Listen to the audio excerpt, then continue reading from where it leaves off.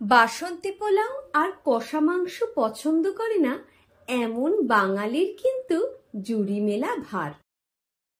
বাড়িতে কোনো পুজো বলুন বা কোনো অনুষ্ঠান, ঝরঝরে সুন্দর বাসন্তী পোলাও বানিয়ে কিন্তু সকলকে তাক লাগিয়ে দিতে পারেন। নমস্কার বন্ধুরা, আমি অপালার রান্নাঘরে আপনাদের সকলকে স্বাগত জানাই। আজ আমি বাসন্তী পোলাওয়ের রেসিপি শেয়ার করছি। এর জন্য আমি প্রথমেই মেজারিং কাপের 2 কাপ গোবিন্দভোগ চাল নিয়ে নিয়েছি। 2 কাপ অর্থাৎ 400 গ্রাম হয়েছে চালের পরিমাণটা। প্রথমেই চালটাকে ভালোভাবে ধুয়ে নিচ্ছি।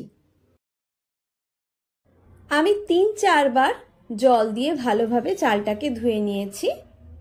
তারপর জল ঝরিয়ে নিয়ে চালটাকে একটা বড় থালার মধ্যে এইভাবে ছড়িয়ে শুকোতে দিচ্ছি।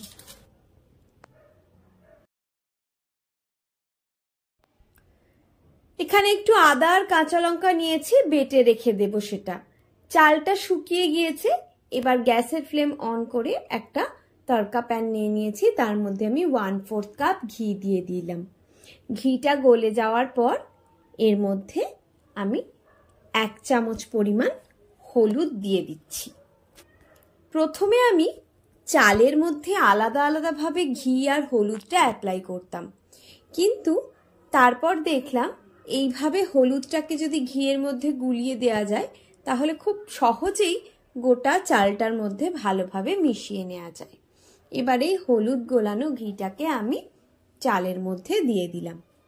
দিয়ে দিচ্ছি 1 চামচ মতো গরম মশলার গুঁড়ো, বেটে রাখা আদা আর কাঁচা লঙ্কা, সবকিছুকে একসঙ্গে চালের সাথে ভালোভাবে মিশিয়ে নিচ্ছি।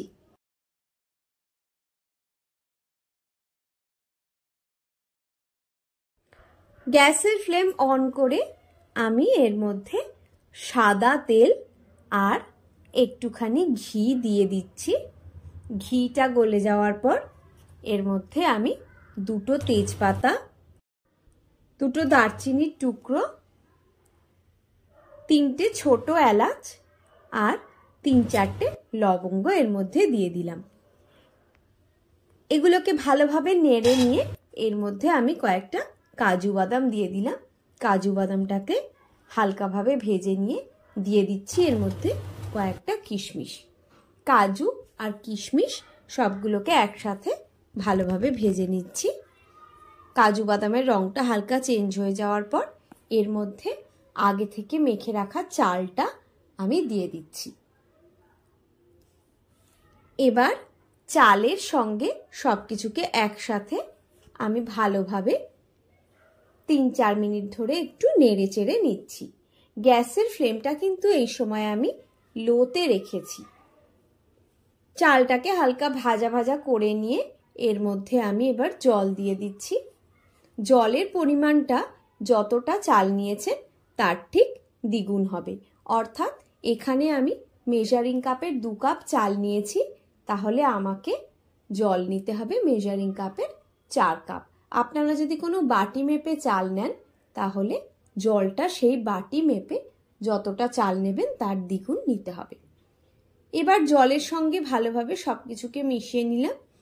এবার এর মধ্যে দিয়ে দিচ্ছি স্বাদ মতো নুন।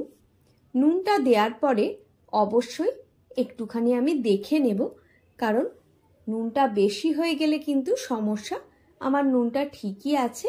আমি এবার ঢাকা দিয়ে এটাকে 7-8 মিনিটের জন্য ফুটতে দিয়েছি। 7-8 মিনিট পর ঢাকাটা তুলে দেখুন অনেকটা আমার চালটা সেদ্ধ হয়ে এসেছে। এই পর্যায়ে এসে আমি এবার চালের মধ্যে চিনিটা দিয়ে দিচ্ছি। আমি এখানে 4 টেবিল চামচ চিনি ব্যবহার করেছি। আপনারা যদি বেশি মিষ্টি খান তাহলে আরও চিনি আপনারা ব্যবহার করতে পারেন, তবে আমার জন্য এই মিষ্টিটাই ঠিক ছিল। এইবার আমি ঢাকা দিয়ে আরও 5 মিনিট লো ফ্লেমে ফুটিয়ে নিলাম। দেখুন সম্পূর্ণ জলটা কিন্তু শুকিয়ে গিয়েছে আর পোলাওটাও আমার তৈরি হয়ে গিয়েছে। এবার কিছুক্ষণ ঢাকা দিয়ে রেখে দিলেই এই দেখুন একেবারে ঝরঝরে পোলাও আমার তৈরি। রেসিপিটা সম্পূর্ণ দেখার জন্য অনেক ধন্যবাদ। যদি ভালো লাগে তাহলে ভিডিওটাতে একটা লাইক দিয়ে চ্যানেলটা সাবস্ক্রাইব করার অনুরোধ রইল। সবাই ভালো থাকবেন, সুস্থ থাকবেন। আজ এই পর্যন্তই। টাটা।